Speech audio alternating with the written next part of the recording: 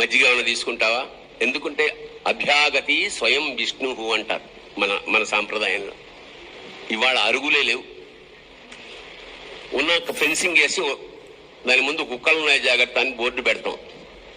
మనకి ఎవ్వరూ అక్కర్లేదు. మనం అంటే సమాజంలోంచి మనంతటా మనం వేరుపడిపోతున్నాం. చాలా దురదృష్టకరమైన విషయం ఏంటంటే ప్రతి వాళ్లలోనూ చిన్న శాడిజం ఉంటుంది. పక్కవాడు బాగుపడిపోతున్నాడేమో, తనకన్నా వృద్ధిలోకి వచ్చేస్తున్నాడేమో అన్న బెంగ ఎక్కువ కుంగదీస్తోంది.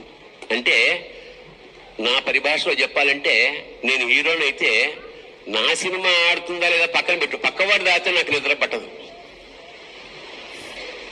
పక్కవాడు బాగుంటే నిద్ర పట్టని ఆ ఈర్ష్యాగుణం ఎప్పుడైతే పోతుందో అప్పుడు తప్ప మనశ్శాంతిగా ఉండలేరు. ఇప్పుడు నేను చెప్తాను ఒక కథ, ఇది జోక్.